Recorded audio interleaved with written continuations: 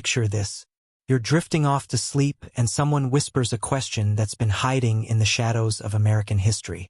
What if I told you that one First Lady became more powerful after her husband's death than she ever was while he was alive? That another burned all of a president's papers to hide his scandals? Or that the woman who saved George Washington's portrait from the British lived 32 more years and had to be rescued by Congress when she went broke? Here's the thing nobody talks about. The real stories of America's first ladies didn't end when they packed up their china and left the White House behind. Some lived for decades beyond their White House years, while others barely made it out alive.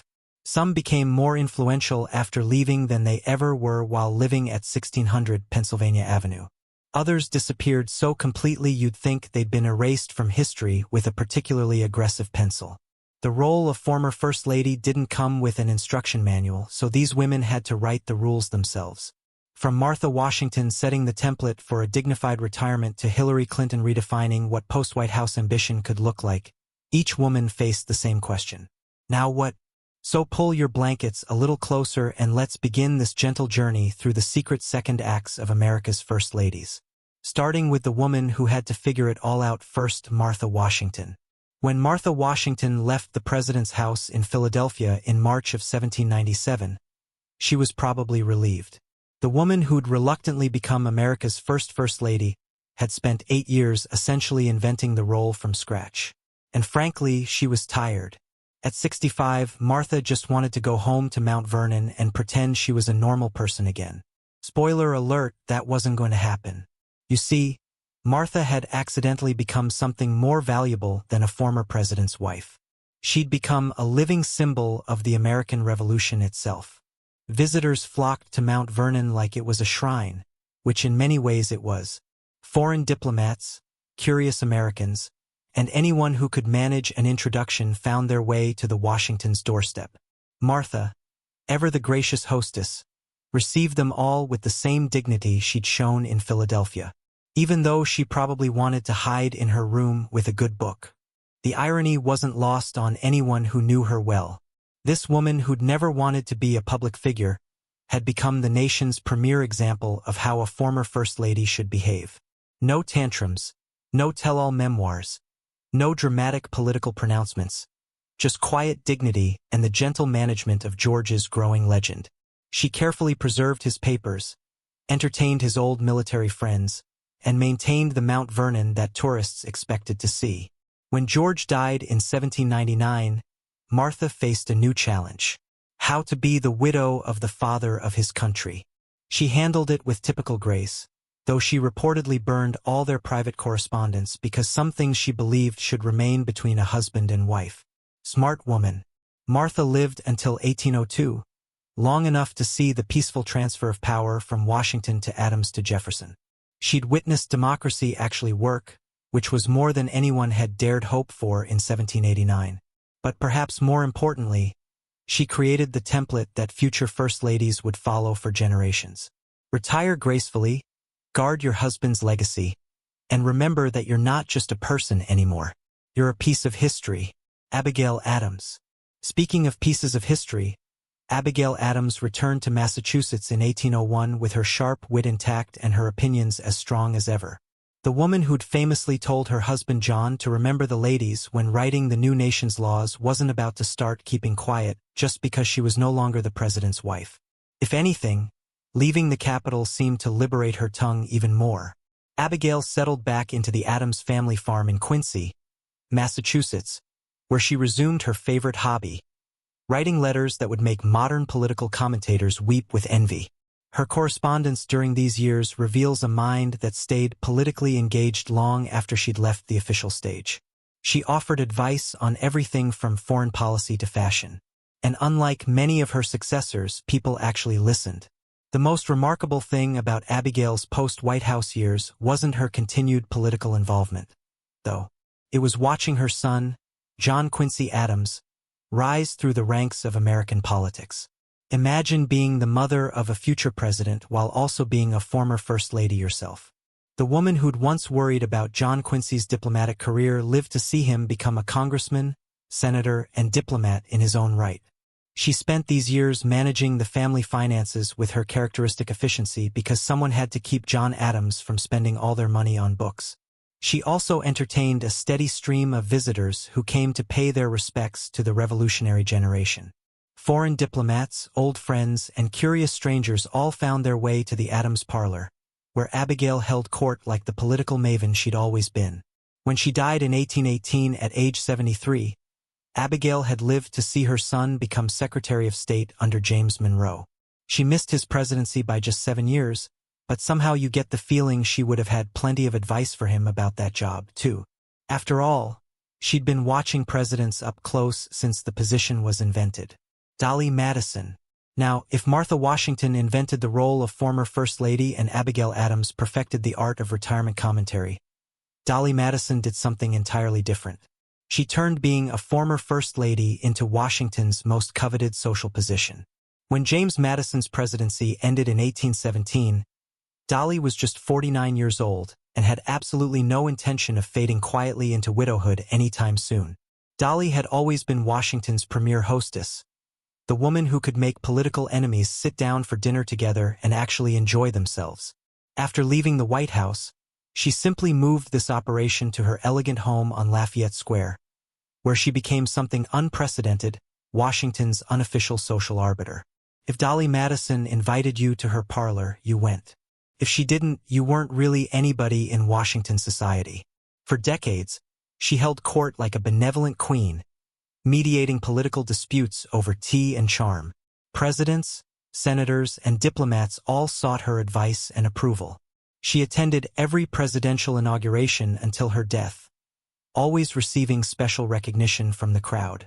In a city where political fortunes rose and fell with each election, Dolly remained constant, the living bridge between the founding generation and the new republic. But here's where the story gets unexpectedly modern. Dolly struggled with money. James had left her well provided for in theory, but her stepson squandered much of the family fortune through gambling and poor investments. By the 1840s, the woman who'd once hosted the most exclusive parties in Washington was quietly selling off her possessions to pay the bills. Fortunately, Congress stepped in with something revolutionary, the first pension ever awarded to a First Lady's widow. The grant of $25,000 recognized that Dolly Madison wasn't just any widow. She was a national treasure. She lived comfortably on this pension until her death in 1849, having established something important. The idea that former First Ladies deserved society's continued support and respect. Elizabeth Monroe. If Dolly Madison was Washington's social butterfly, Elizabeth Monroe was its most elegant mystery. The woman who'd served as First Lady during the so-called era of good feelings had always preferred to keep her feelings, good or otherwise, to herself. When she left the White House in 1825, she simply vanished into the same gracious privacy that had characterized her entire public life. Elizabeth retired to the Monroe estate in Virginia, where she lived quietly with James until her death in 1830. But calling it quiet makes it sound boring. And Elizabeth Monroe was never boring. She'd lived in Paris during the French Revolution, had been presented at the courts of Europe, and spoke fluent French with an accent that made diplomats swoon. She'd simply chosen to deploy her sophistication with surgical precision, appearing in public only when absolutely necessary. This approach had frustrated Washington society during her White House years because Elizabeth refused to make the endless social calls that previous First Ladies had considered obligatory. She'd essentially invented the concept of presidential dignity, deciding that the president's wife shouldn't have to chase after every senator's spouse for afternoon tea. Revolutionary stuff really, though her contemporaries found it rather cold. In retirement, Elizabeth maintained this same elegant distance from the world. She corresponded with old friends from their diplomatic days, managed the household with European efficiency, and supported James through his post-presidential financial struggles. Monroe had invested heavily in land that didn't prove as valuable as expected, leaving them considerably less wealthy than they'd anticipated. Elizabeth's health had never been robust, and the Virginia climate seemed to agree with her constitution about as much as Washington's social demands had. She died in 1830, just 1 year before James, having spent her final years much as she'd spent her public ones, gracefully, privately, and with a dignity that left people wondering what she really thought about everything. Louisa Adams. Louisa Adams had always been different from the other First Ladies, and not just because she was born in London to an American father and English mother. When she left the White House in 1829, she was already working on something no former First Lady had attempted before, writing her memoirs. While other presidential wives guarded their privacy like state secrets, Louisa decided to tell her story herself. Her memoir, which she titled Adventures of a Nobody, revealed a woman who'd struggled with depression, cultural displacement, and the peculiar burden of being married to someone whose ambitions had shaped her entire adult life. John Quincy Adams had dragged her across Europe during his diplomatic career, through the snows of Russia, and finally to Washington, where she'd never quite felt she belonged. In retirement, Louisa continued the literary pursuits that had sustained her through decades of political life. She wrote poetry, maintained an extensive correspondence, and worked on various autobiographical projects that gave future historians an unprecedented window into the inner life of a First Lady. Her writing revealed someone far more complex and interesting than the quiet, often melancholy figure the public had observed. The Adams family had returned to Quincy, Massachusetts, where Louisa found herself playing supporting roles in the continuing political drama of John Quincy's career.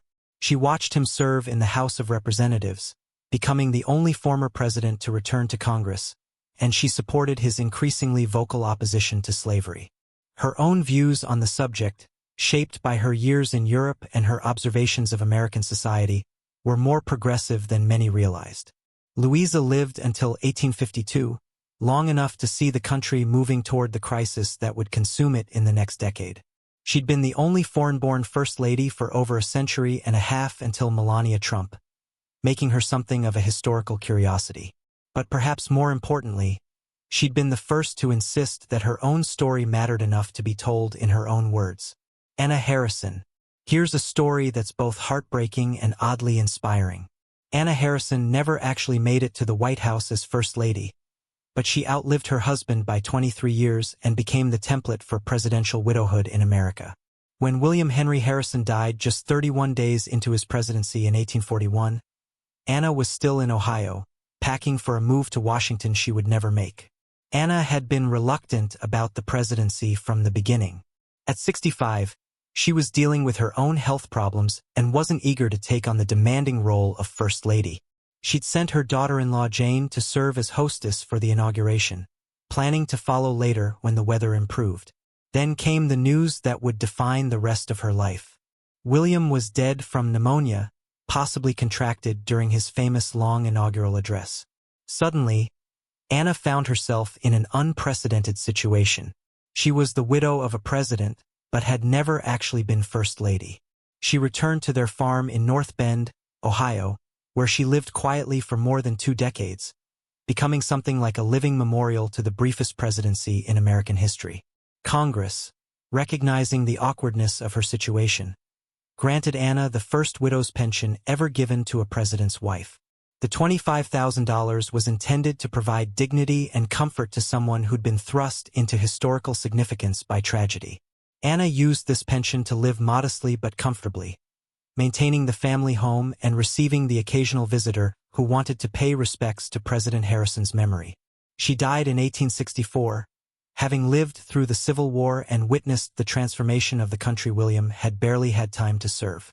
Her longevity made her a bridge between the early republic and the modern nation, a living reminder that sometimes history's most poignant stories belong to the people who stood just outside the spotlight. Letitia Tyler. Letitia Tyler's story is one of the saddest in First Lady history, and it doesn't get much happier after the White House years, mainly because there weren't any. When she suffered a stroke in 1839, 2 years before John Tyler became president, Letitia became the first First Lady to deal with serious disability while in the role. When she died in the White House in September of 1842, she became something else entirely, a symbol of the personal costs of political life. Letitia had been an invalid for most of Tyler's presidency, confined to the family quarters and rarely seen in public. She'd managed to appear at only one official function, the wedding of their daughter Elizabeth, and even then she'd needed assistance.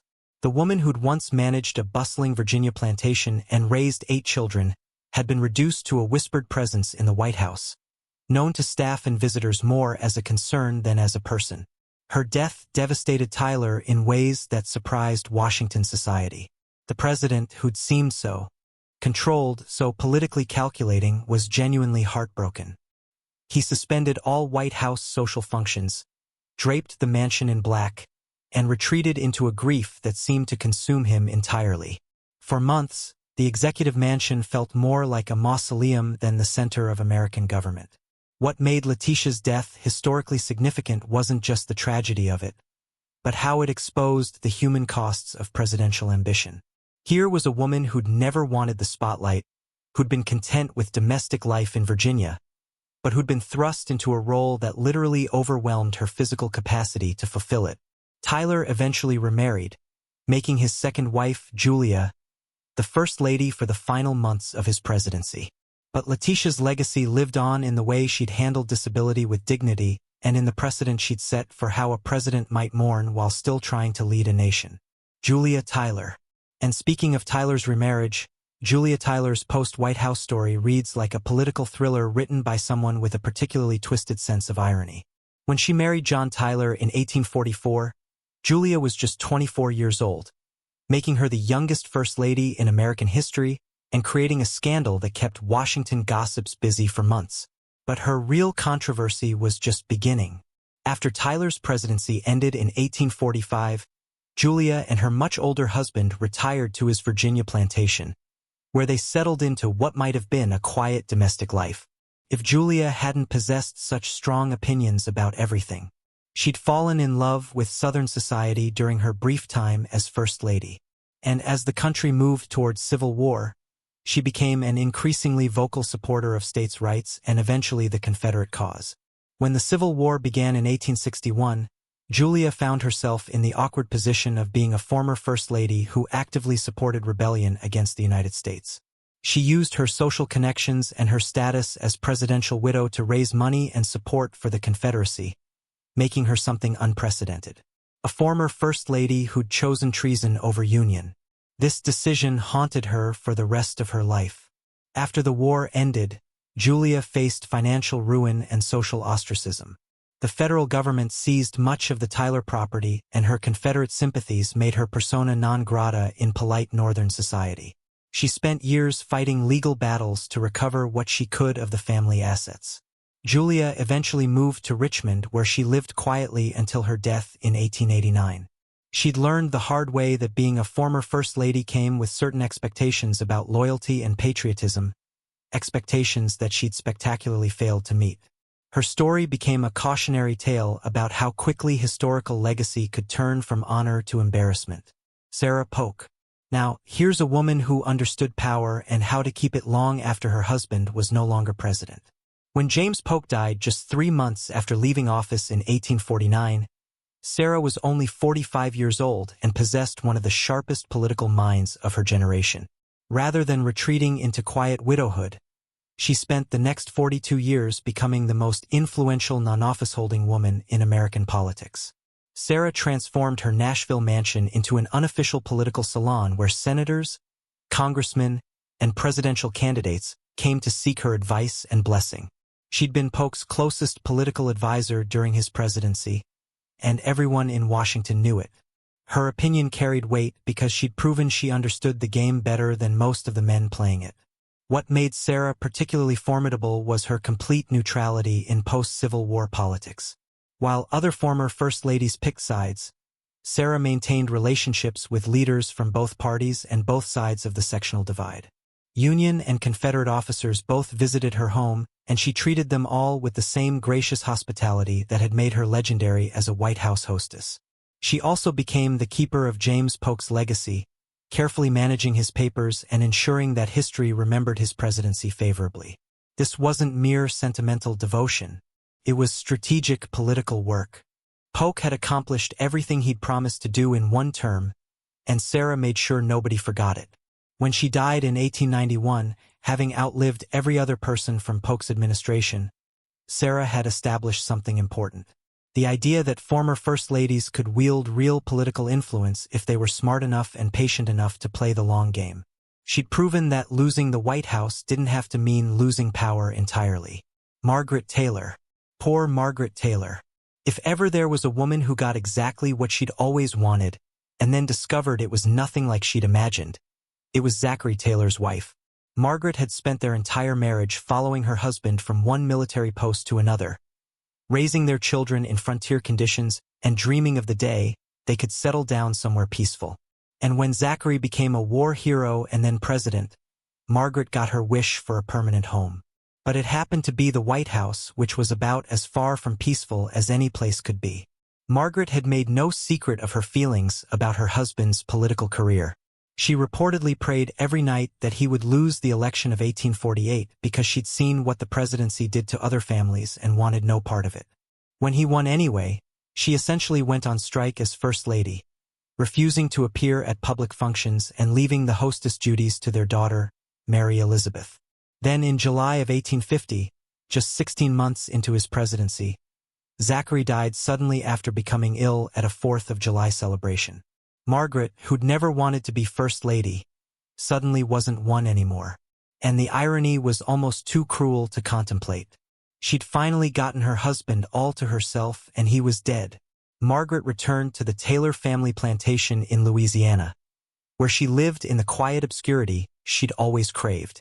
She died in 1852, just 2 years after Zachary, having spent her brief widowhood much as she'd spent her White House years, avoiding public attention and preferring the company of family to the obligations of historical significance.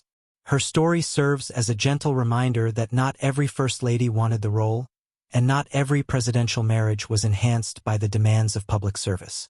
Sometimes the presidency was simply something that happened to people who'd never asked for it. Abigail Fillmore.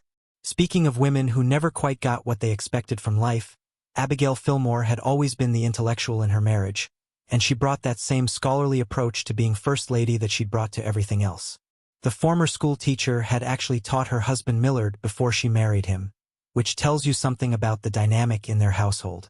When they moved into the White House in 1850 after Zachary Taylor's sudden death, Abigail was appalled to discover that the president's house didn't have a single book.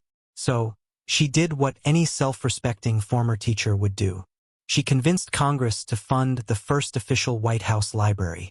Abigail personally selected the books, creating a collection that reflected her belief that the president's home should be a center of learning as well as power.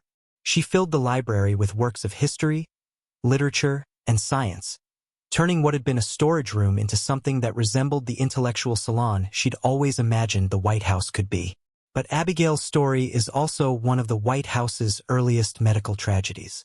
She'd never been particularly robust, and the demanding social schedule of First Lady duties wore her down considerably.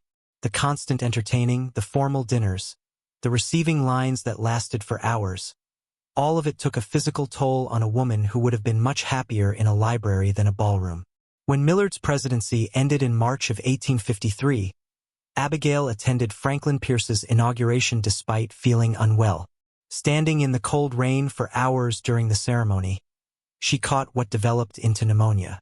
This was in the era before antibiotics, when pneumonia was often a death sentence for someone in weakened health. She died just 26 days after leaving the White House, making her post-presidential life one of the briefest in First Lady history. Abigail had spent 4 decades as a teacher and educator, only to be remembered primarily for establishing a White House library and for the tragic irony of her death. But perhaps there's something fitting about that legacy. She devoted her life to learning and had ensured that future presidents would have access to books in their official residence. Jane Pierce. And if you thought Abigail Fillmore's story was tragic, wait until you hear about Jane Pierce, whose post-White House years were defined by grief so profound it shaped everything she did for the rest of her life. Jane had never wanted her husband Franklin to pursue the presidency, partly because she understood politics well enough to know it would be a nightmare, and partly because she'd already lost 2 young children and couldn't bear the thought of exposing their surviving son, Benny, to the harsh spotlight of public life. Her worst fears were realized in January of 1853, just 2 months before the inauguration, when 11-year-old Benny was killed in a train accident that Jane and Franklin survived. Jane became convinced that God had taken her son as punishment for Franklin's political ambitions, a belief that consumed her for the rest of her life. She entered the White House as perhaps the most reluctant First Lady in American history, dressed in black and radiating a grief that made every social function feel like a funeral. When Pierce's presidency ended in 1857, Jane retreated to New Hampshire and essentially disappeared from public life. She spent her remaining years in deep seclusion, emerging only for church services and the occasional visit from close family.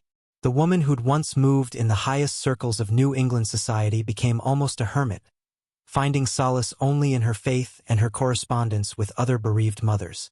Jane's withdrawal was so complete that many Americans forgot she was still alive. She rarely granted interviews, never wrote memoirs, and maintained such privacy that even her closest friends sometimes went months without seeing her. This wasn't the dignified retirement of a Martha Washington or the political engagement of a Sarah Polk. This was a woman who'd been broken by tragedy and never quite found her way back to normal life. When she died in 1863 during the Civil War that Franklin had failed to prevent, Jane Pierce had become something like a ghost of the presidency itself, a reminder that political success often came at enormous personal cost. Her story would influence how future First Ladies thought about the balance between public service and private happiness. Mary Todd Lincoln. Now we come to perhaps the most heartbreaking post-White House story in American history, and it belongs to Mary Todd Lincoln, whose life after April of 1865 reads like a Gothic novel written by someone who thought job didn't suffer quite enough. When John Wilkes Booth's bullet killed Abraham Lincoln, it didn't just end a presidency. It destroyed whatever stability Mary had managed to maintain through 4 years of civil war and personal tragedy. Mary's post-White House life began with a 17-year battle for a pension from Congress because apparently being the widow of the president who saved the Union wasn't automatically considered worthy of financial support. She'd always been prone to anxiety and depression, conditions that weren't well understood in the 19th century, and Lincoln's assassination sent her spiraling into behavior that worried everyone who knew her. She developed an obsession with spiritualism, attending seances and consulting mediums in desperate attempts to communicate with Abraham and their son Willie, who died in the White House in 1862. Mary also began spending money compulsively, purchasing elaborate mourning clothes and traveling constantly, as if movement might somehow outrun her grief. The situation reached its devastating climax in 1875 when her surviving son, Robert, had her declared legally insane and committed to a sanitarium. The trial was a public humiliation that exposed Mary's private struggles to newspaper readers across the country. She was released after 4 months, having convinced a second jury that she was competent.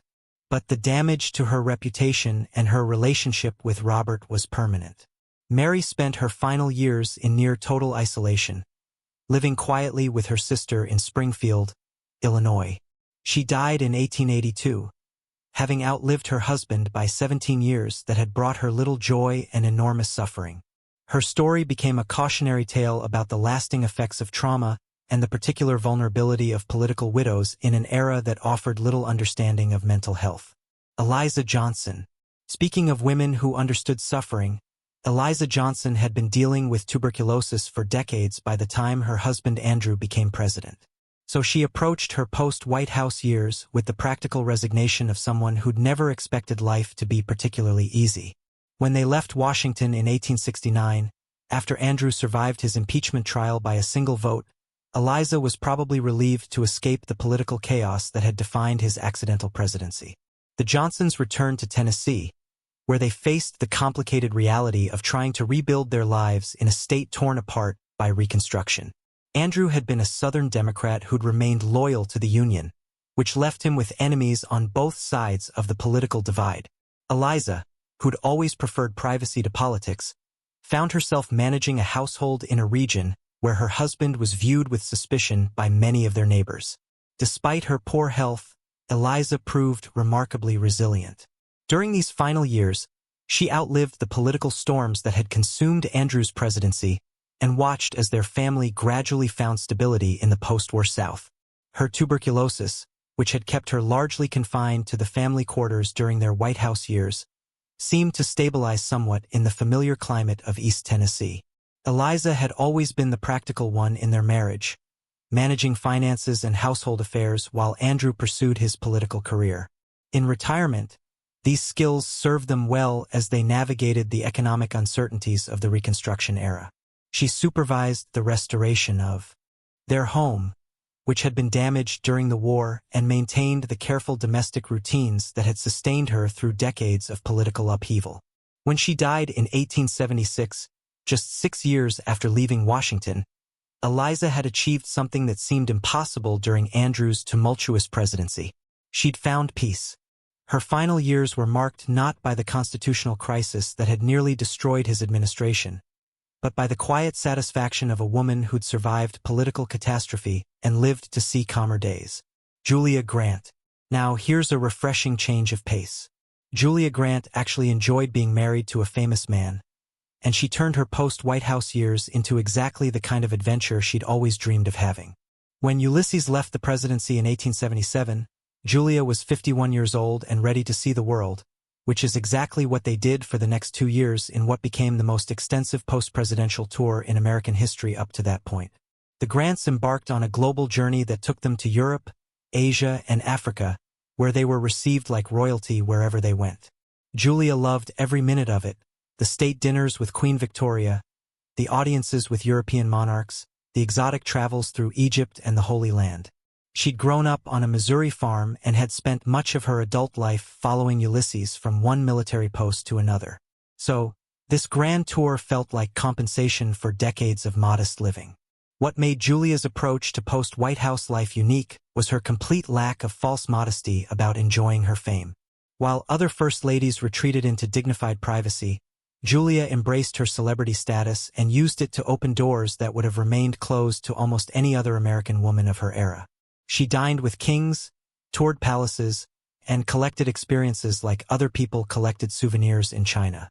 When they returned to America in 1879, Julia encouraged Ulysses to write his memoirs, recognizing that their financial security depended on capitalizing on his historical significance. She supported him through the writing process, even as his health declined from throat cancer.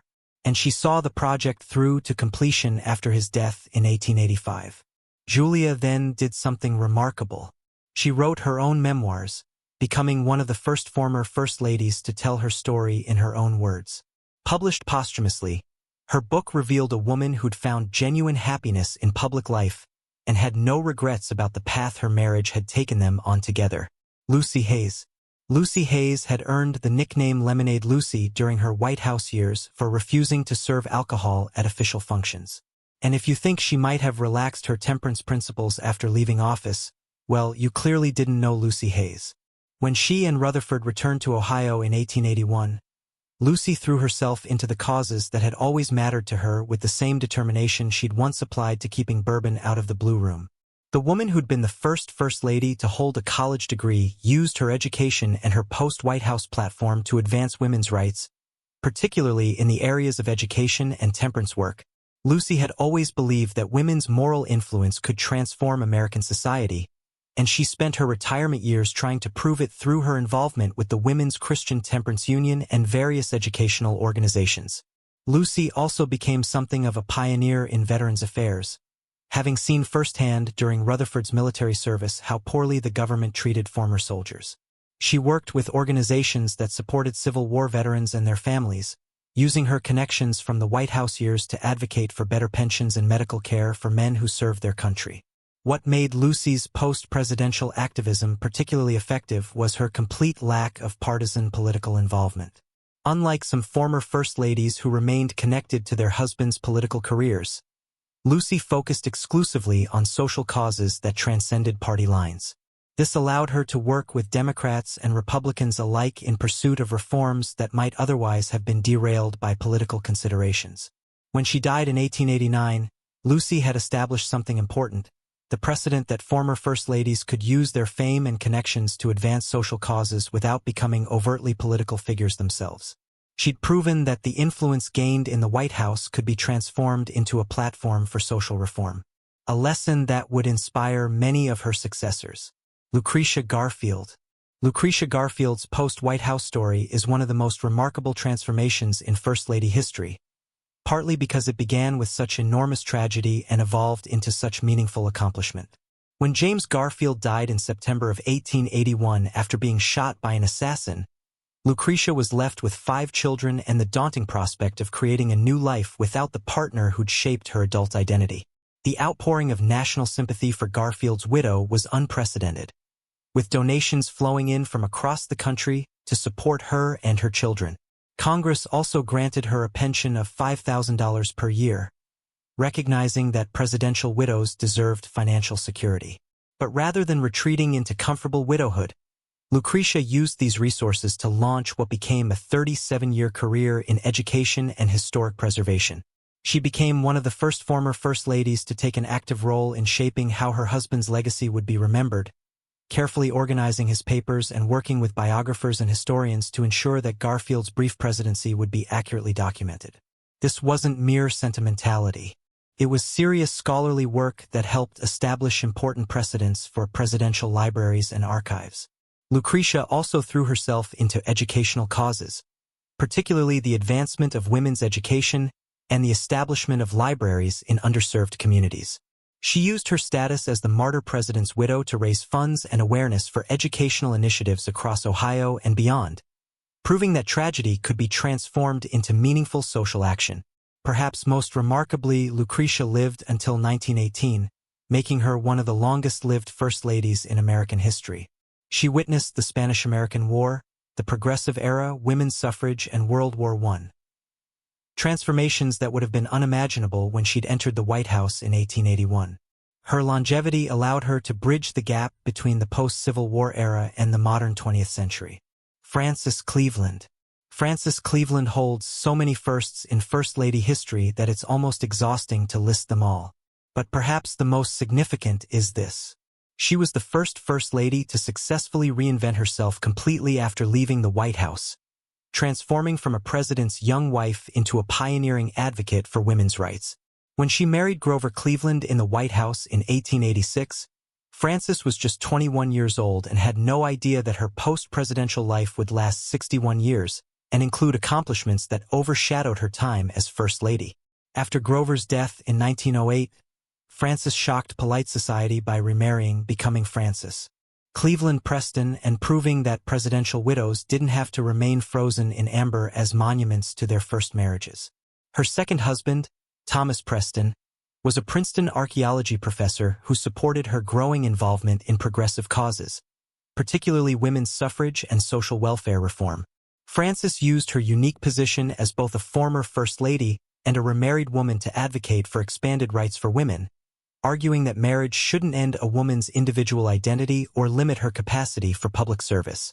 She gave speeches, wrote articles, and served on the boards of various organizations working for social reform, becoming one of the most politically active former First Ladies of her era. During World War I, Frances organized relief efforts and supported American troops, drawing on her experience as a former First Lady to lend credibility to wartime fundraising efforts. She also lived long enough to see women gain the right to vote in 1920, having been one of the advocates who'd worked to make that achievement possible. When she died in 1947 at age 83, Frances had lived through 2 world wars, the Great Depression, and social changes that had transformed American women's lives completely. She'd proven that being a former First Lady could be the beginning of a career rather than the end of one, inspiring future presidential wives to think beyond their White House years. Caroline Harrison. Caroline Harrison's story is particularly poignant because it shows us what might have been if illness hadn't cut short a presidency just as it was finding its rhythm. Caroline had brought genuine artistic talent to the White House, personally designing the official China pattern and overseeing renovations that transformed the executive mansion into something more elegant and livable. When she died of tuberculosis in October of 1892, still serving as First Lady, she left behind projects that revealed her vision for what the president's home could become. Caroline's death devastated Benjamin Harrison in ways that surprised Washington society, which had grown accustomed to viewing him as emotionally distant and politically calculating. The president suspended all campaigning for the 1892 election, essentially conceding his re-election bid to Grover Cleveland because he couldn't bear to engage in partisan politics while mourning his wife. What made Caroline's death particularly tragic was that it occurred just as she was beginning to make her mark as a reformer and advocate for women's education. She'd been working with the Daughters of the American Revolution, serving as the organization's first president general, and had been using her platform to promote historical preservation and patriotic education. These projects were left unfinished when tuberculosis claimed her life at age 60. Caroline had also been quietly advocating for the admission of women to Johns Hopkins Medical School, using her influence to support fundraising efforts that would eventually succeed in opening medical education to women. Her death meant that this pioneering work was continued by others who carried forward her vision of expanded educational opportunities for women. The brevity of Caroline's post-White House story, there wasn't one since she died while still First Lady, serves as a reminder that many of these women never got the chance to explore what their lives might have become after their husbands left office. Her legacy lived on in the precedents she'd set for First Lady involvement in the arts and education. Ida McKinley. Ida McKinley's post-White House years were shaped by two devastating traumas: the assassination of her husband, William, in September of 1901, and her lifelong struggle with epilepsy, which made her one of the most medically vulnerable First Ladies in American history.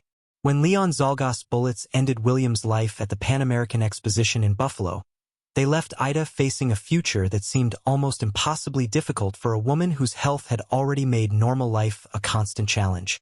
Ida had spent their White House years managing a condition that was poorly understood and heavily stigmatized in early 20th century America. William had been extraordinarily protective of his wife, carefully managing her public appearances and ensuring that her seizures were handled as privately as possible. Without his constant care and attention, Ida faced the prospect of navigating widowhood while dealing with a medical condition that often left her disoriented and dependent on others. The assassination trauma compounded Ida's existing health problems in ways that made her retreat from public life almost inevitable. She returned to their home in Canton, Ohio, where she lived quietly under the care of family members and medical professionals who understood her needs. The woman who'd once been at the center of American political life became almost a recluse, emerging only for church services and the occasional memorial event honoring William's legacy. What's remarkable about Ida's story is how she managed to maintain her dignity and independence despite these enormous challenges. She carefully preserved William's papers and memorabilia, working with biographers and historians to ensure that his presidency would be remembered accurately. This work gave her a sense of purpose during the dark years after his death. When she died in 1907, just 6 years after the assassination, Ida had survived longer than many people expected. Given the severity of her health problems and the trauma she'd endured, her story became a quiet testament to resilience in the face of medical and personal challenges that would have overwhelmed many stronger people. Edith Roosevelt. Speaking of women who knew how to handle medical crises, Edith Roosevelt had spent 8 years managing everything from her husband's asthma attacks to her children's various adventures. So she approached her post-White House years with the organizational skills of someone who'd essentially run the executive branch while Theodore was off making speeches about trust-busting and conservation. When they left Washington in 1909, Edith was 57 years old and had absolutely no intention of fading quietly into retirement. Edith threw herself into Republican politics with the same energy she'd once applied to managing White House renovations and keeping track of 6 children who treated the executive mansion like their personal playground. She became one of the party's most effective fundraisers and behind-the-scenes organizers, using her connections from the White House years to advance candidates and causes she believed in. The woman who'd modernized the White House social calendar and established the first press secretary for a First Lady continued her pattern of innovation in retirement. She traveled extensively, often without Theodore, pursuing interests in literature and history that she'd had to set aside during their political years. Edith also became deeply involved in supporting literacy programs and educational initiatives, particularly those focused on women's advancement. When Theodore died suddenly in 1919, Edith faced 30 more years of widowhood with characteristic determination. She remained active in Republican politics throughout the 1920s and 30s, becoming something like an elder stateswoman for the party's progressive wing. Her political advice was sought by candidates at all levels, from local races to presidential campaigns. Edith lived until 1948, long enough to see World War II transform the country and the presidency in ways that would have fascinated Theodore. She'd witnessed the evolution of the First Lady role from ceremonial hostess to active political partner, having been one of the women who'd helped create that transformation. But perhaps more remarkably, she'd proven that a former First Lady could remain politically influential for decades after leaving the White House. Helen Taft. And speaking of political influence, Helen Taft had always been the driving force behind William's career. So, it surprised absolutely no one when she continued shaping policy and politics long after leaving the White House in 1913. The woman who'd convinced a reluctant federal judge to run for president wasn't about to retire quietly to Cincinnati just because her husband's term had ended. Helen had suffered a stroke in 1909 that temporarily affected her speech. But she'd recovered with the same determination she'd applied to everything else in her life. From learning to drive an automobile to convincing Congress to plant cherry trees around the tidal basin. Her post-White House years were marked by the same kind of progressive activism that had characterized her time as First Lady. She became deeply involved in the suffrage movement, using her status as a former First Lady to advocate for women's voting rights. Helen had always believed that women's political participation was essential to good government, and she spent considerable time and energy supporting organizations working to secure the 19th Amendment. Her advocacy was particularly effective because she could speak from experience about women's capacity for political leadership. Helen also continued her work in education reform, serving on various boards and committees focused on improving public schools and expanding educational opportunities for women. The former teacher had never lost her belief in education's transformative power, and she used her post-White House platform to advance these causes throughout the 1910s and 20s. When she died in 1943, Helen had lived long enough to see women gain the vote and to witness the early stages of World War II. She'd proven that the skills required to be an effective First Lady, political acumen, organizational ability, and public persuasion could be successfully transferred to post-White House advocacy work. Her legacy included not just the famous cherry blossoms that still bloom in Washington, but also a model for how former First Ladies could remain engaged in public service. Ellen Wilson. Ellen Wilson's story is particularly heartbreaking because it shows what might have been accomplished if tuberculosis hadn't claimed her life in August of 1914, just 18 months into Woodrow's presidency. The artist who'd brought Southern grace and social consciousness to the White House was beginning to make her mark as an advocate for better housing conditions in Washington when illness cut short both her life and her reformist ambitions. Ellen had been quietly working to improve the living conditions in Washington's alleys, where poor families lived in housing that shocked her Southern sensibilities about how people deserve to be treated. She'd been organizing tours for congressional wives, showing them the deplorable conditions that existed just blocks from the Capitol, and building support for housing reform legislation that would bear her name after her death. The tragedy of Ellen's death went beyond personal loss. It represented the truncation of what might have been a pioneering effort in social welfare reform by a First Lady. Her work on housing conditions was years ahead of its time, predating the kind of systematic approach to poverty that wouldn't become federal policy until the New Deal decades later. Ellen's death also had profound political consequences because it left Woodrow emotionally devastated at a time when European tensions were escalating toward what would become World War I. The grieving president became increasingly isolated and dependent on his close advisor, Colonel House, setting patterns of decision-making that would influence American foreign policy during the war years. When she died, Ellen left behind not just 3 daughters and a heartbroken husband, but also unfinished work that demonstrated how First Ladies could use their platforms to address social problems that traditional politics ignored. Her advocacy for better housing conditions established precedents that future First Ladies would build upon, proving that even a brief tenure could create lasting change. But her early death also highlighted the precarious nature of these women's opportunities to make their mark on history. Edith Wilson. And then came Edith, who married the grieving president in December of 1915 and proceeded to redefine what it meant to be a First Lady in ways that still make constitutional scholars nervous. When Woodrow suffered a severe stroke in October of 1919, Edith essentially became what historians have called the secret president, controlling access to her husband and managing the executive branch in ways that had never been attempted before. Edith's post-White House years were dominated by her fierce determination to protect Woodrow's legacy and her own role in his administration. After his death in 1924, she spent the next 37 years carefully managing his papers, controlling access to historians and biographers, and ensuring that her version of events became the accepted historical record. The woman who'd wielded unprecedented power during the final months of Woodrow's presidency used her widowhood to continue that influence in subtler but equally effective ways.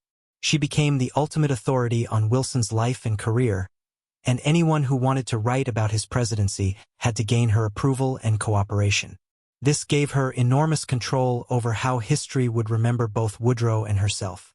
Edith also became something of a Washington institution, attending every presidential inauguration until 1961, and maintaining friendships with political figures from both parties. She used these connections to advance causes she cared about, particularly those related to international cooperation and peace, themes that had defined Woodrow's presidency. When she died in 1961, Edith had outlived every other major figure from the Wilson administration and had succeeded in shaping historical memory in ways that benefited her husband's reputation. She'd proven that a determined former First Lady could wield influence for decades after leaving office, though her methods raised questions about the appropriate limits of that power. Her story became a cautionary tale about what happens when personal loyalty conflicts with historical transparency. Florence Harding. Speaking of women who understood the importance of controlling historical narratives, Florence Harding took a much more direct approach to protecting her husband's reputation. She burned most of his papers before anyone could read them. When Warren died suddenly in August of 1923, Florence was left with a knowledge of scandals that were already beginning to emerge and the determination to prevent them from destroying his legacy entirely. Florence had always been the political brain behind Warren's career, managing his campaigns and advising him on strategy with a shrewdness that impressed professional politicians. She understood better than almost anyone how quickly political reputations could be destroyed by scandal, and she moved decisively to prevent that from happening to Warren's memory.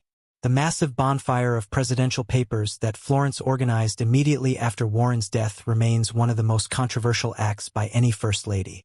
Historians have spent decades speculating about what those documents might have revealed about the Teapot Dome scandal and other corruption that plagued the Harding administration. But Florence took those secrets to her grave. What makes Florence's story particularly intriguing is the speed with which she died after Warren, within 15 months of becoming a widow. She was dead herself, having suffered from kidney disease that seemed to worsen rapidly after her husband's death. Some historians have wondered whether the stress of protecting Warren's reputation contributed to her physical decline. Florence's brief widowhood was marked by her complete withdrawal from public life. Unlike many other former First Ladies who have remained visible in Washington society, she spent her final months in quiet seclusion, rarely granting interviews and maintaining the same protective silence about Warren's presidency that she'd enforced by burning his papers. When she died in 1924, Florence took with her whatever knowledge she'd had about one of the most scandal-ridden presidencies in American history, ensuring that some questions would never be answered. Grace Coolidge.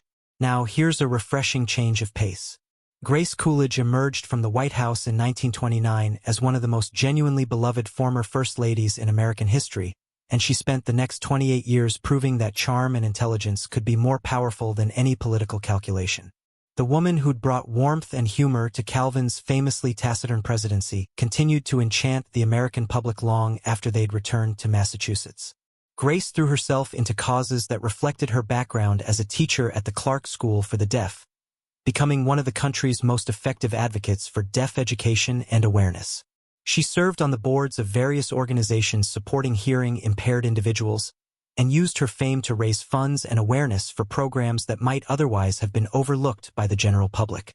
But what really endeared Grace to the American people during her post-White House years was her complete lack of pretension about her former status.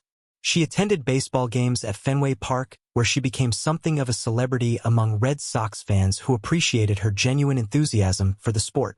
Grace treated her fame as a responsibility to be a good citizen rather than as a privilege to be exploited. Grace also became known for her support of various charitable organizations throughout New England, lending her name and presence to fundraising efforts for hospitals, schools, and community organizations. She had a particular talent for making people feel comfortable and valued, a skill that made her extraordinarily effective at these kinds of public service activities. When Calvin died in 1933, Grace faced 24 more years of widowhood with characteristic grace and good humor. She continued her charitable work and remained active in Republican politics, though she was careful never to overshadow the party's current leaders. Her approach to post-White House life became a template for how former First Ladies could remain beloved public figures without becoming controversial political actors. Lou Hoover. Lou Hoover had always been an adventurer, and she approached her post-White House years with the same spirit of exploration that had taken her from Iowa to mining camps around the world before she'd ever seen the inside of the executive mansion. When she and Herbert left Washington in 1933, Lou was 58 years old and ready to return to the scientific and humanitarian pursuits that politics had temporarily interrupted. The woman who'd been one of the first female geology graduates from Stanford University used her freedom from official duties to return to her scholarly interests, particularly her work translating historical texts about mining and metallurgy. Lou had always been more intellectually curious than politically ambitious, and her post-presidency years allowed her to pursue projects that had been set aside during Herbert's career in government. Lou also continued the humanitarian work that had made her famous before Herbert's presidency, particularly her involvement with Girl Scouting and various relief organizations. She'd spent years working with Herbert on international relief efforts, and she used that experience to support American organizations working to help refugees and displaced persons as Europe moved toward World War II. What made Lou's post-White House years particularly remarkable was her continued willingness to travel and explore. Even as she entered her 60s and 70s, she maintained homes in California and New York, traveled frequently, and remained engaged with scientific and educational organizations around the country. The woman who'd once lived in mining camps in Australia and China wasn't about to let age or convention keep her from pursuing her interests.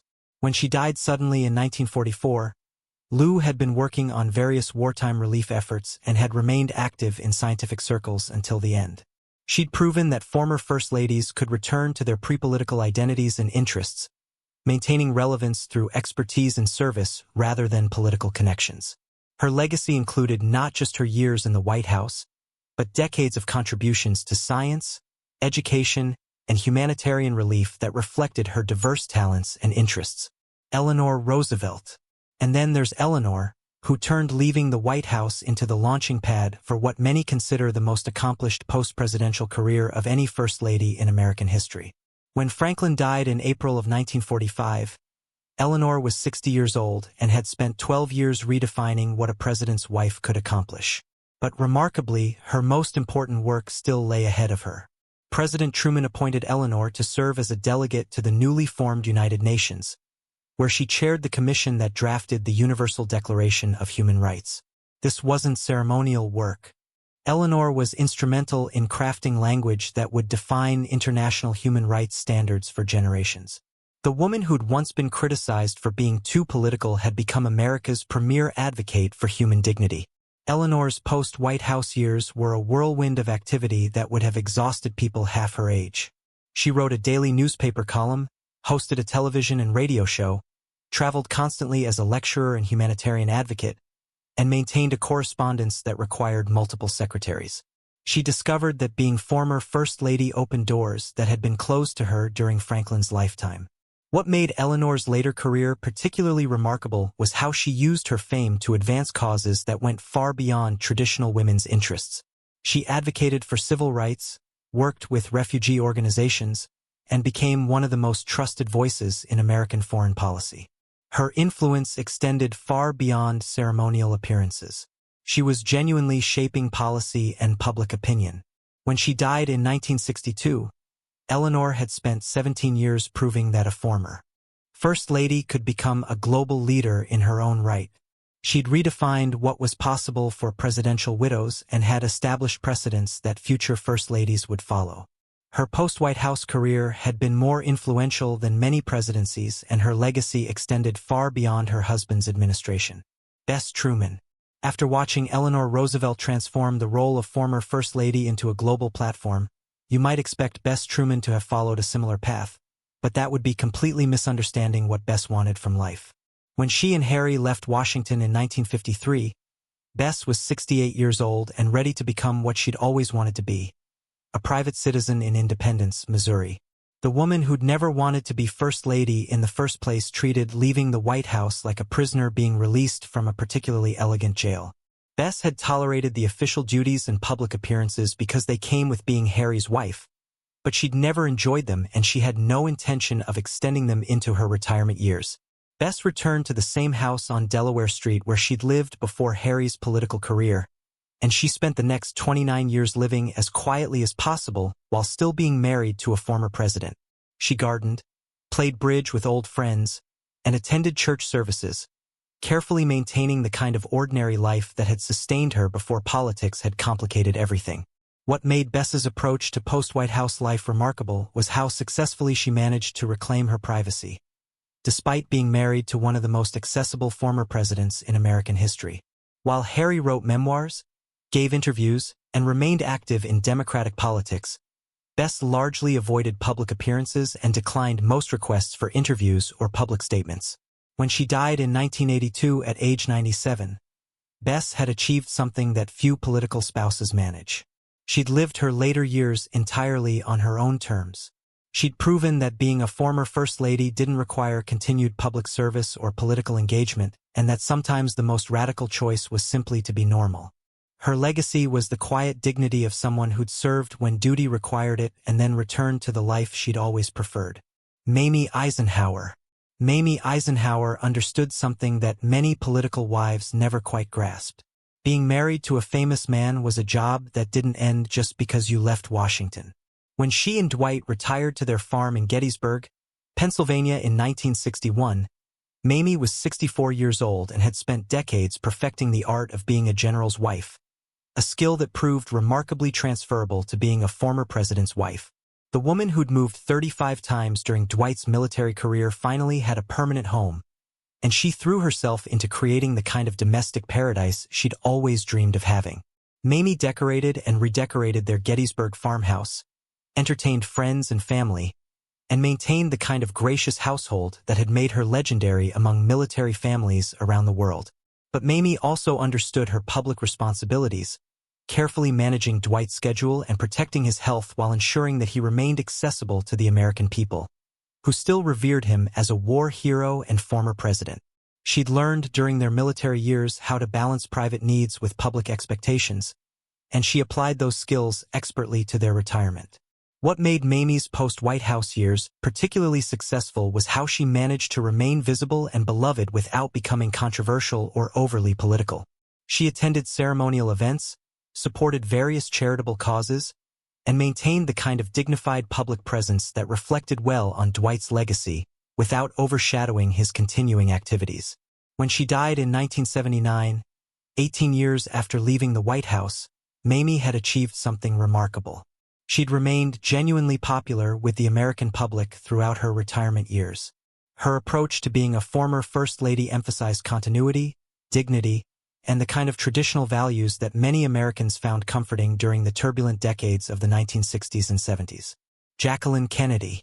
Speaking of women who understood the power of public image, no one in American history has navigated the transition from political tragedy to personal reinvention quite like Jacqueline Kennedy. When those shots rang out in Dallas on November 22, 1963, they didn't just end John's presidency. They transformed Jackie into something unprecedented in American culture. A tragic heroine whose every move would be scrutinized by a public that couldn't decide whether to worship her or give her privacy. Jackie's first instinct after the assassination was to preserve John's legacy through the creation of what became known as the Camelot mythology. In a famous interview with Theodore White just 1 week after Dallas, she compared John's presidency to the mythical kingdom, complete with a musical's signature line about one brief shining moment. This wasn't accidental nostalgia. It was strategic myth-making by a woman who understood that controlling the narrative was essential to protecting her husband's place in history. But Jackie also understood that she couldn't remain frozen as the grieving widow forever, particularly not with 2 young children who needed their mother to build a life beyond tragedy. In 1968, she shocked the world by marrying Greek shipping magnate Aristotle Onassis, instantly transforming herself from America's most sympathetic widow into one of its most controversial figures. The marriage made financial sense. Onassis could provide the security and privacy that Jackie craved, but it also represented a bold refusal to remain trapped in public grief. After Onassis died in 1975, Jackie did something that surprised everyone who thought they knew her. She got a job. Not just any job, but a position as a book editor at Viking Press and later at Doubleday, where she worked with authors and pursued literary projects that reflected her lifelong love of books and culture. The woman who'd been known primarily as a president's widow and a billionaire's wife carved out professional independence in her 50s. Jackie's work as an editor revealed interests and talents that had been overshadowed by her role as a political spouse. She championed books about art, history, and culture, often focusing on projects that preserved architectural heritage or celebrated artistic achievement. Her most famous professional accomplishment was probably her successful campaign to save Grand Central Terminal in New York, proving that her influence could extend far beyond the worlds of politics and publishing. When she died in 1994, Jackie had lived 31 years beyond Dallas, long enough to reinvent herself multiple times and to prove that even the most famous widow in American history could build an independent life. She'd navigated the transition from First Lady to private citizen with a grace that made her transformation look effortless, though anyone who watched closely could see the careful calculation behind every decision. Her post-White House story became a masterclass in how to honor the past while refusing to be imprisoned by it, a lesson that would influence every First Lady who came after her. Lady Bird Johnson. And speaking of women who understood the importance of environmental legacy, Lady Bird Johnson spent her post-White House years proving that beautification wasn't just a hobby. It was a serious commitment to improving American communities that would consume the next 38 years of her life. When she and Lyndon left Washington in January of 1969, Lady Bird was 56 years old and had spent 5 years promoting highway beautification and urban renewal projects that critics had dismissed as frivolous.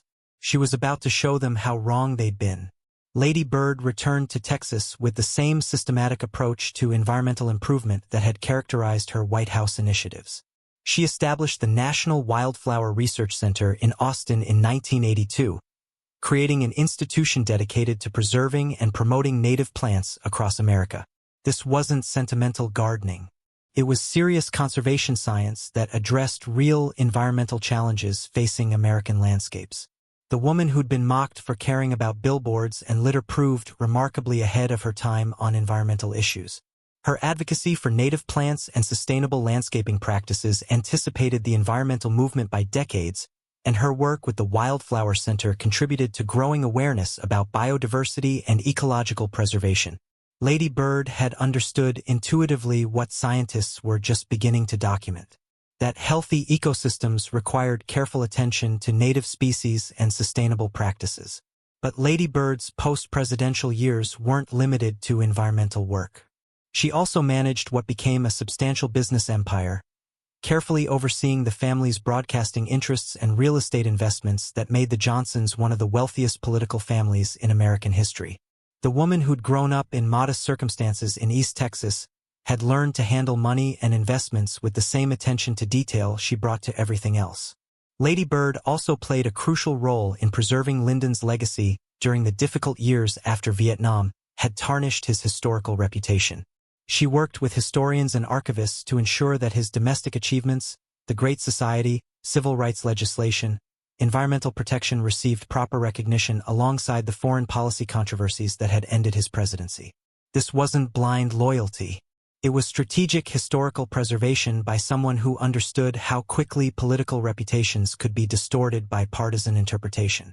Perhaps most remarkably, Lady Bird maintained her influence in Democratic politics throughout the 1970s, 80s, and 90s, serving as an elder stateswoman who could offer advice to candidates and office holders from both her environmental expertise and her decades of political experience. She endorsed candidates, raised funds for causes she supported, and remained a respected voice in Texas and national politics until well into her 80s. When she died in 2007 at age 94, Lady Bird had lived to see environmental protection become a mainstream political concern and to witness the vindication of many positions she'd advocated decades earlier. Her post-White House career had been longer and more influential than most presidencies, proving that the skills and insights gained during a First Lady's tenure could be transformed into lifelong platforms for positive change. Pat Nixon. Pat Nixon's post-White House story is perhaps the most psychologically complex of any former First Lady because it chronicles a woman's attempt to rebuild her sense of self after living through the most public political humiliation in American presidential history. When she and Richard left the White House on August 9, 1974, Pat was 62 years old and had just endured 2 years of Watergate investigations that had systematically destroyed everything she'd worked to build during their decades in politics. The woman who'd spent 5.5 years as First Lady, carefully cultivating an image of dignified competence, found herself associated with a presidency that had become synonymous with corruption and abuse of power. Pat had always been intensely private, but Watergate had made her privacy feel less like personal preference and more like necessary self-protection from a public that couldn't separate her from Richard's political sins. Pat and Richard retreated to San Clemente, California, where they attempted to create something resembling normal life while navigating the continued legal and financial challenges that followed them from Washington. Pat watched as Richard worked on his memoirs and attempted to rehabilitate his reputation, but she largely remained silent about her own experiences during those tumultuous years. Her decision to avoid interviews and public statements wasn't just personal preference. It was strategic self-preservation. The health problems that had begun during the final stressful months of Richard's presidency continued to plague Pat throughout the 1970s and 80s. She suffered a stroke in 1976 that affected her speech and mobility, and she spent years in rehabilitation, learning to walk and talk normally again. The physical challenges compounded the emotional toll of political disgrace, making her withdrawal from public life seem both necessary and irreversible. What made Pat's story particularly poignant was how completely she disappeared from the cultural conversation despite having been one of the most visible First Ladies of the modern era. The woman who'd traveled to China and the Soviet Union, who'd been the first First Lady to wear pants in her official portrait, who had advocated for women's advancement and volunteer service, became almost invisible during her post-White House years. Pat's deliberate choice to remain silent about Watergate and its aftermath meant that her own story was never fully told, leaving historians and biographers to speculate about her feelings and reactions to events that had fundamentally changed her life. She'd chosen dignity over disclosure, privacy over vindication, and the result was a kind of historical disappearing act that protected her emotional well-being while sacrificing her opportunity to shape how their story would be remembered. When she died in 1993, 19 years after leaving Washington, Pat had achieved the anonymity she'd always craved, but at the cost of never publicly addressing the experiences that had defined her later life. Her post-White House years became a case study in how political trauma could reshape a former First Lady's entire approach to public life, even decades after the events that had caused it. Betty Ford. Now, here's a woman who took everything that was supposed to destroy a political family, addiction, illness, controversy, and transformed it into a platform for helping others facing similar struggles. Betty Ford's post-White House years began with what should have been a peaceful retirement in California. But by 1978, just 1 year after leaving Washington, Betty was confronting a personal crisis that would define the rest of her life and revolutionize how Americans thought about addiction and recovery. Betty's family staged an intervention in April of 1978, confronting her about her dependence on alcohol and prescription medications that had developed during her stressful years as First Lady. The woman who had always been honest about her struggles with breast cancer and her support for women's rights now faced the choice of whether to be equally honest about addiction, a condition that carried far more stigma and shame than physical illness. Betty chose honesty, checking herself into the Naval Regional Medical Center in Long Beach for treatment and then doing something unprecedented. She talked openly about her experiences with addiction and recovery. This wasn't just personal disclosure.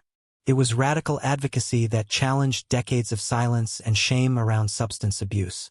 Betty understood that her celebrity status gave her a unique platform to address issues that most people faced in isolation and secrecy. In 1982, Betty co-founded the Betty Ford Center in Rancho Mirage, California, creating what became one of the most respected addiction treatment facilities in the world. The center reflected Betty's belief that addiction was a disease that required medical treatment rather than moral judgment, and that recovery was possible for anyone willing to commit to the difficult work of getting sober and staying sober. Betty's approach to addiction advocacy was revolutionary because she refused to treat recovery as something shameful that should be hidden from public view. She spoke openly about her own struggles, attended 12-step meetings, and used her platform as a former First Lady to advance understanding about addiction as a medical condition that affected people from all backgrounds and economic circumstances. The Betty Ford Center became more than just a treatment facility. It became a symbol of hope for families dealing with addiction and a model for how treatment programs could combine medical expertise with compassionate understanding of the psychological and spiritual dimensions of recovery. Betty remained actively involved with the center's work for decades, often greeting new patients personally and sharing her own story as inspiration for people beginning their recovery journeys. Betty also continued her advocacy for women's rights and breast cancer awareness throughout her post-White House years. But her work on addiction and recovery became her most significant and lasting contribution to American society. She'd taken a personal crisis that could have destroyed her reputation and transformed it into a lifetime commitment to helping others facing similar challenges. When she died in 2011 at age 93, Betty had lived 34 years in recovery and had helped thousands of people find their way to sobriety through the center that bore her name. Her post-White House legacy was built on radical honesty about difficult subjects and the courage to use personal struggle as a foundation for public service. Rosalynn Carter. Speaking of women who transform personal experience into public service, Rosalynn Carter spent her post-White House years proving that losing a presidential election could be the beginning of a more meaningful career rather than the end of a political one. When she and Jimmy left Washington in January of 1981, Rosalynn was 53 years old and had spent 4 years watching her husband's presidency struggle with economic challenges and international crises that seemed to overwhelm every initiative they tried to implement. But Rosalynn had also spent those White House years developing expertise in mental health policy and social welfare issues that prepared her for what became the longest and most productive post-presidential career of any First Lady in American history. She understood that leaving office didn't have to mean abandoning the causes and concerns that had motivated their public service, and she approached retirement with the same systematic determination that had characterized her approach to being First Lady. The Carters established the Carter Center in 1982, creating an institution dedicated to advancing human rights, fighting disease, and promoting democracy around the world. While Jimmy focused primarily on international conflict resolution and disease eradication, Rosalynn carved out her own areas of expertise, particularly mental health advocacy and caregiving support, causes that had personal meaning for her based on her family's experiences with mental illness. Rosalynn's work with mental health issues was groundbreaking because she approached the subject with the same seriousness and systematic analysis that other advocates brought to physical health concerns. She researched policy options, worked with medical professionals, and used her platform as a former First Lady to challenge stigma and discrimination that prevented people from seeking treatment for mental health conditions. But perhaps Rosalynn's most visible post-White House activity was her work with Habitat for Humanity, where she and Jimmy spent 1 week every year building houses for low-income families. These weren't ceremonial appearances. The Carters showed up with work clothes and tools, ready to do actual construction work alongside volunteers and future homeowners. The sight of a former president and First Lady swinging hammers and installing drywall became an iconic image of post-presidential service. Rosalynn also wrote several books during her post-White House years, including memoirs and policy-focused works that revealed the depth of her knowledge about issues ranging from mental health to caregiving to women's rights. Her writing demonstrated that she'd been far more than a supportive spouse during Jimmy's presidency. She'd been a policy expert whose influence had shaped administration priorities in ways that weren't fully recognized at the time. The longevity of Rosalynn's post-White House career was unprecedented, 42 years of active public service that lasted until her death in 2023, at age 96. She'd lived long enough to see mental health advocacy become mainstream, to witness dramatic improvements in global health outcomes, and to inspire multiple generations of activists and volunteers through her example of sustained commitment to service. When she died, Rosalynn had redefined what was possible for former First Ladies, proving that the skills, connections, and insights gained during a White House tenure could be transformed into decades of meaningful work that extended far beyond partisan politics or personal advancement. Nancy Reagan. Nancy Reagan's post-White House years were dominated by a love story that played out on the most public stage imaginable, as she became the primary caregiver for Ronald during his decade-long battle with Alzheimer's disease, while simultaneously working to protect and promote his political legacy. When they left Washington in January of 1989, Nancy was 68 years old and looking forward to a quiet retirement in California. But fate had other plans that would test her devotion and resilience in ways she could never have anticipated. Ronald was diagnosed with Alzheimer's in 1994, 5 years after leaving the presidency, and he chose to announce his condition in a handwritten letter to the American people that became one of the most moving presidential communications in history. Nancy faced the prospect of watching the man she devoted her life to supporting gradually disappear behind a disease that would eventually rob him of his memory, his personality, and his ability to recognize the people who loved him most.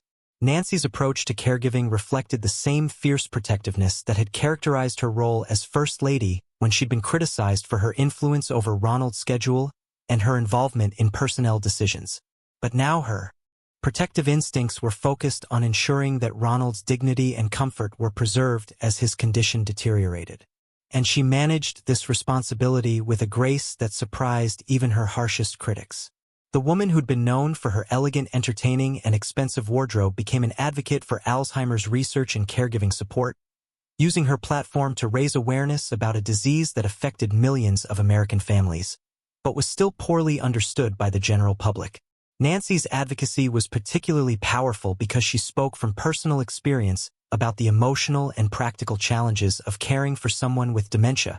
Nancy also worked carefully to preserve Ronald's political legacy during the years when he could no longer speak for himself, managing access to him and ensuring that his historical reputation remained focused on his policy achievements rather than the decline that characterized his final years. This required delicate balancing between protecting his privacy and maintaining his public presence as a conservative icon. After Ronald died in 2004, Nancy faced 12 more years of widowhood, during which she continued her advocacy work while also becoming something of an elder stateswoman for the Republican Party. Her endorsements and opinions carried weight because of her connection to Ronald's legacy. But she also demonstrated independent judgment on issues where she disagreed with party orthodoxy, particularly regarding stem cell research. Nancy's support for stem cell research, driven by her hope that it might lead to treatments for Alzheimer's, put her at odds with many conservative Republicans, but demonstrated that her advocacy was based on personal experience rather than political calculation. She was willing to break with party positions when she believed different policies might help families dealing with the kind of medical challenges she'd faced. When she died in 2016 at age 94, Nancy had spent 27 years as a widow and caregiver, proving that former First Ladies could find meaning and purpose even in the most difficult personal circumstances. Her post-White House legacy was built on love, loss, and the courage to use personal struggle as a foundation for advocacy that helped other families facing similar challenges. Barbara Bush. Barbara Bush discovered something delightful about leaving the White House. She could finally say exactly what she thought about everything without worrying about how it might affect her husband's political career. When she and George left Washington in January of 1993, Barbara was 67 years old and had spent decades carefully modulating her naturally sharp wit and strong opinions to avoid creating problems for George's ambitions. Now she was free to be completely herself. And the result was 25 years of public service marked by warmth, humor, and the kind of authentic personality that made her one of America's most beloved former First Ladies. Barbara threw herself into literacy advocacy with renewed energy, building on the work she'd begun during her White House years to create the Barbara Bush Foundation for Family Literacy. This wasn't ceremonial charity work. Barbara understood that literacy was the foundation for addressing almost every other social problem facing American communities, and she approached the issue with the systematic thinking that had made her such an effective political spouse. The foundation focused particularly on supporting programs that helped parents improve their own reading skills while also teaching their children, recognizing that literacy challenges often affected entire families rather than just individual students. Barbara's approach was practical and results-oriented, reflecting her belief that good intentions weren't sufficient if programs couldn't demonstrate measurable improvement in people's lives. But perhaps what made Barbara most beloved during her post-White House years was her complete lack of pretension about her status as a former First Lady. She continued to shop for her own groceries, walk her own dogs, and maintain the kind of normal friendships and activities that had sustained her throughout George's political career. Barbara had never let fame change her fundamental approach to life, and retirement allowed her to demonstrate that authenticity more clearly than ever. Barbara also became something of a Republican Party elder, offering advice and support to candidates while maintaining enough independence to criticize party positions when she disagreed with them. Her opinions carried weight because people trusted her judgment and knew that she wasn't motivated by personal ambition or partisan calculation. She'd earned the right to speak freely through decades of loyal service. When George W. became president in 2001, Barbara faced the unique experience of being both a former First Lady and a president's mother, roles that required different kinds of diplomatic discretion. She managed this balance skillfully, supporting her son while avoiding any appearance of trying to influence his administration's policies or personnel decisions. Barbara's health began declining in her 80s, but she remained active in literacy work and family activities until near the end of her life. She faced her final illness with the same matter-of-fact courage that had characterized her approach to every other challenge, choosing to focus on comfort care rather than prolonged medical intervention when it became clear that treatment couldn't improve her quality of life. When she died in 2018 at age 92, Barbara had spent 25 years proving that former First Ladies could remain influential and beloved by staying true to their authentic personalities, rather than trying to reinvent themselves for post-White House careers. Her legacy was built on literacy, family loyalty, and the radical authenticity of a woman who'd never pretended to be anyone other than exactly who she was. Hillary Clinton. And then there's Hillary, who shattered every precedent for what former First Ladies were supposed to do after leaving the White House by refusing to retreat into the traditional roles of charity work and memoir writing. Instead, she launched what became the most politically ambitious post-White House career in American history, transforming her 8 years as First Lady into a launching pad for her own electoral ambitions. When she and Bill left Washington in January of 2001, Hillary was 53 years old and had already been elected to the United States Senate from New York, making her the first former First Lady to win elective office in her own right. Hillary's approach to post-White House life was unprecedented because she treated her time as First Lady as political experience rather than ceremonial service, arguing that her involvement in policy development and her international travel had prepared her for independent political leadership. This wasn't entirely wrong. She'd been more involved in administration policy than most First Ladies.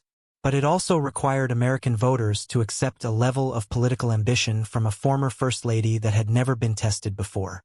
Her Senate career from 2001 to 2009 demonstrated that she could succeed as a politician independent of Bill's charisma and political skills.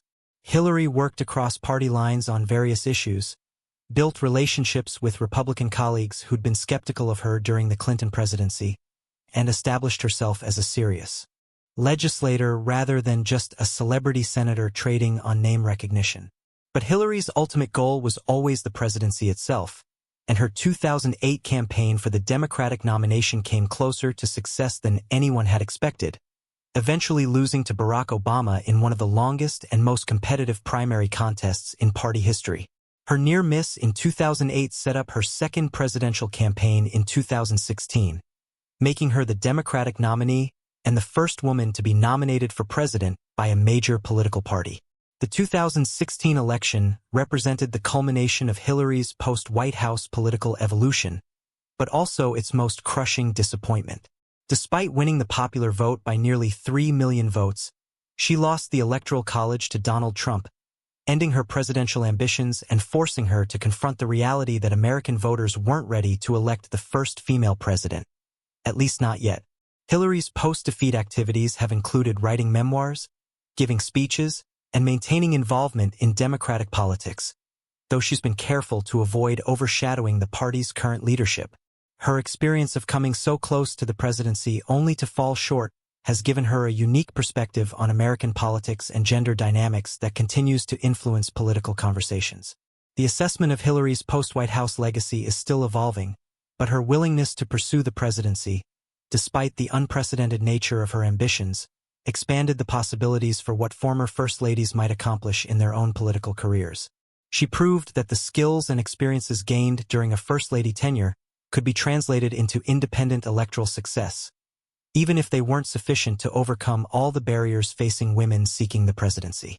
Her story represents both the possibilities and limitations facing women in American politics, demonstrating how much progress had been made since Martha Washington's era, while also revealing how much further there was to go in achieving true gender equality in political leadership. Laura Bush. Laura Bush discovered that leaving the White House freed her to pursue international advocacy work that had been constrained by diplomatic protocol during her 8 years as First Lady, and she spent her post-White House years building a global platform for women's education and human rights that surprised people who'd viewed her primarily as a supportive political spouse. When she and George left Washington in January of 2009, Laura was 62 years old and had developed expertise in education policy and women's issues that prepared her for what became a remarkably active and influential retirement. The former librarian had always been passionate about education, but her post-White House work allowed her to focus specifically on girls' education in developing countries, where cultural barriers and economic constraints prevented millions of young women from accessing basic schooling. Laura understood that education was the foundation for women's empowerment and economic development, and she approached international advocacy with the same systematic thinking that had characterized her domestic education initiatives. Laura's work through the George W. Bush Institute and various international organizations took her to Africa, Asia, and Latin America, where she met with government officials, educators, and women's rights advocates to promote policies that would expand educational opportunities for girls and women. This wasn't ceremonial travel. Laura was engaging in serious policy discussions and using her platform as a former First Lady to advance specific legislative and programmatic goals. But Laura's post-White House advocacy also extended to domestic issues, particularly women's health and literacy programs that built on her earlier work as First Lady. She maintained involvement with organizations supporting breast cancer research and treatment, drawing on her own family's experience with cancer to advocate for improved medical care and support services for women facing similar health challenges. What made Laura's approach to post-White House life particularly effective was her decision to focus on issues where she could build bipartisan support rather than engaging in partisan political advocacy. Her work on women's education and health crossed party lines because these issues affected people regardless of their political affiliations, allowing her to maintain influence and credibility with diverse audiences. Laura also became an author during her post-White House years, writing memoirs that revealed more about her personality and perspectives than had been apparent during her time as First Lady. Her writing demonstrated that the quiet, supportive demeanor she'd maintained during George's presidency had concealed strong opinions and deep expertise on issues ranging from education policy to international development. The longevity and scope of Laura's post-White House career reflected broader changes in how former First Ladies approached their post-political lives, taking advantage of international platforms and advocacy opportunities that hadn't existed for previous generations. Her work demonstrated that the skills and knowledge gained during a First Lady tenure could be effectively transferred to global advocacy work that addressed some of the world's most persistent challenges. When she continues her advocacy work today, Laura represents a model of how former First Ladies can maintain relevance and influence by focusing on substantive policy issues rather than partisan politics, proving that there are multiple paths to meaningful post-White House careers that serve both personal fulfillment and public good. Michelle Obama. Michelle Obama transformed leaving the White House into a masterclass in personal brand building and social impact, proving that a former First Lady could become more influential after her husband's presidency than she'd been during it.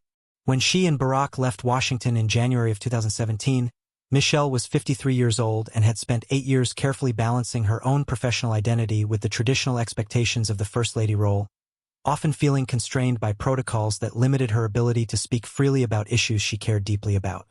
Her post-White House liberation began with the publication of Becoming in 2018.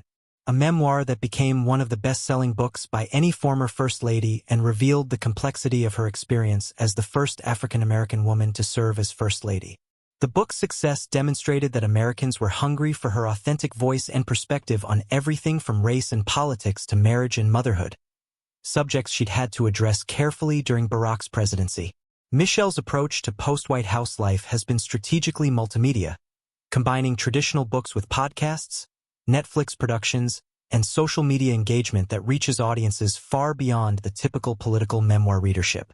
Her production company, Higher Ground Productions, has created content focused on stories that promote empathy, understanding, and positive social change, reflecting her belief that media can be a powerful tool for building connections across cultural and political divides.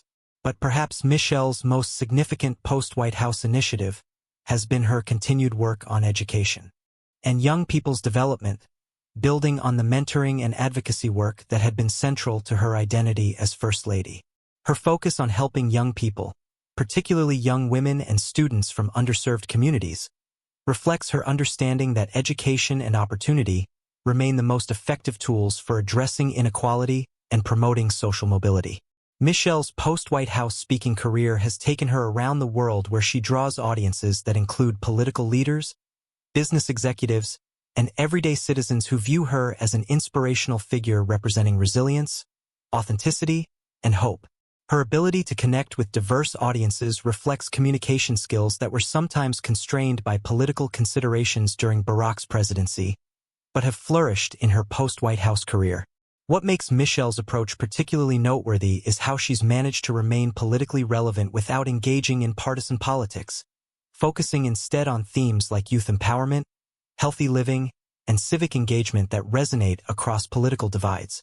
This has allowed her to maintain influence and credibility with audiences that might be skeptical of more explicitly political advocacy. Michelle's post-White House success has also challenged traditional expectations about how former First Ladies should approach celebrity and commercial opportunities, demonstrating that there's nothing inappropriate about leveraging fame for positive social impact while also building financial security for her family. Her various business ventures and media projects have been integrated with her advocacy work rather than separate from it. As she continues to evolve her post-White House career, Michelle represents a new model for how former First Ladies can maintain relevance and influence in an era of social media, global connectivity, and changing expectations about women's roles in public life, proving that the end of a White House tenure can be the beginning of an even more impactful career. Melania Trump.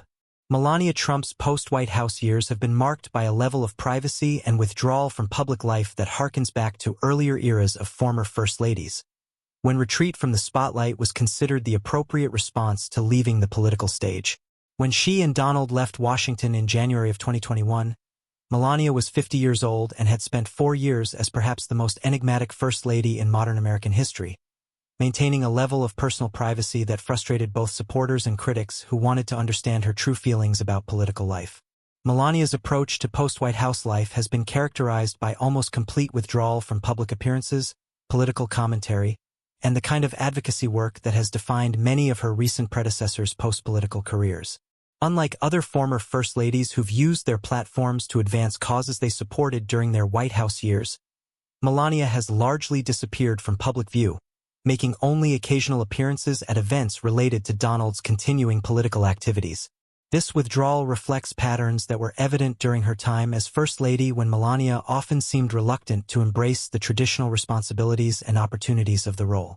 Her Be Best initiative focused on children's welfare and anti-cyberbullying efforts, but it never achieved the kind of visibility or impact that characterized the signature causes of other First Ladies. Partly because Melania appeared uncomfortable with the public advocacy and political engagement that such initiatives typically require. Melania's post-White House privacy has been maintained despite Donald's continued prominence in Republican politics and his various legal challenges, suggesting that her withdrawal represents personal choice rather than strategic political calculation. Unlike previous First Ladies whose husbands remained active in politics after leaving office, Melania has not appeared to play any visible role in Donald's post-presidential political activities or business ventures. Her silence on political matters has been particularly notable given the controversial nature of Donald's presidency and its aftermath, including the January 6th Capitol riot and various investigations into his conduct while in office. Melania's decision to remain silent on these matters represents a departure from the pattern of other First Ladies who have felt obligated to defend or explain their husbands' legacies during challenging post-presidential periods. The limited information available about Melania's post-White House activities suggests that she's focused on private family life and personal interests rather than public service or political advocacy. This approach reflects her background as a private person who never sought political prominence and may have found the demands of public life more burdensome than fulfilling. Melania's story raises questions about the evolving expectations for former first ladies in an era when women in public life are often expected to maintain visibility and continue advocacy work after their official roles end. Her choice to prioritize privacy over platform represents a legitimate approach to post-White House life, though it also means that her potential influence and insights remain largely inaccessible to the public. As she continues to maintain her private approach to post-White House life, Melania represents a reminder that not every First Lady desires to transform her experience into a platform for continued public service, and that choosing privacy over prominence remains a valid path for women leaving political roles. Jill Biden. And finally, we come to Jill Biden, who represents something unprecedented in American political history. A sitting First Lady who's also maintaining an independent professional career, making her post-White House future both unpredictable and potentially groundbreaking. As she continues to serve as First Lady while also teaching English at Northern Virginia Community College, Jill is creating new precedents for how First Ladies can balance official duties with personal career commitments that may well influence how she approaches her eventual post-White House life. Jill's decision to continue teaching while serving as First Lady reflects her lifelong commitment to education that began long before she met Joe, and will likely continue long after they leave the White House. Her career as an educator spans decades and includes experience teaching students from diverse backgrounds and educational levels, giving her expertise that exists independently of her political roles and could easily transition into post-White House advocacy or continued teaching.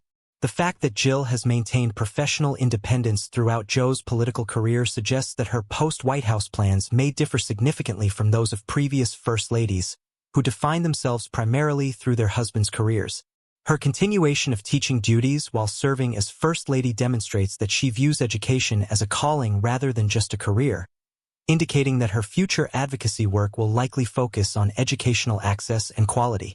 Jill's approach to the First Lady role has been shaped by her experience as Joe's wife during his 8 years as Vice President, when she had more flexibility to maintain her teaching career while supporting his political activities. This background may have prepared her to think differently about post-White House life, since she's already demonstrated that she can balance political responsibilities with independent professional commitments. Her advocacy work as First Lady has focused on issues including military families, cancer research, and educational opportunity, causes that reflect both personal experience and professional expertise that could easily continue after leaving the White House. Unlike some First Ladies whose advocacy work has been closely tied to their husbands' political agendas, Jill's causes appear to reflect her own priorities and interests. The evolving nature of American politics and social media may also influence how Jill approaches post-White House life, since former First Ladies now have more opportunities to maintain visibility and influence through digital platforms that didn't exist for previous generations. Her comfort with technology and modern communication methods could allow her to maintain educational advocacy work that reaches broader audiences than traditional post-White House activities. As she continues to navigate the balance between First Lady duties and professional commitments, Jill is creating a template that future First Ladies may follow, demonstrating that it's possible to maintain independent career identities while fulfilling the traditional expectations of political spouses. Her eventual post-White House career will likely reflect this integration of political experience with professional expertise. When she eventually leaves the White House, Jill will bring a unique combination of educational expertise, political experience, and demonstrated commitment to maintaining professional independence that could influence how future First Ladies think about their post-political careers and the possibilities for continued public service beyond traditional advocacy roles. Conclusion. And that brings us full circle from Martha Washington burning her private letters to protect her marriage's secrets to Jill Biden teaching college classes while living in the White House, creating new rules for what a First Lady can be. 42 women spanning 2.5 centuries. Some retreated into elegant obscurity. Others transformed personal tragedy into global advocacy. A few became more famous after leaving than they'd ever been while their husbands held office. And yes, at least one of them probably committed the most successful cover-up in presidential history by feeding important documents to a very large bonfire. These women proved that being a former First Lady was whatever you made of it. Whether that meant building houses for the poor, editing books in Manhattan, or simply enjoying the revolutionary act of grocery shopping for yourself again. So tonight, as you drift off to sleep, Remember, even the most powerful positions eventually end. But what you do with your second act, that's entirely up to you. Sweet dreams.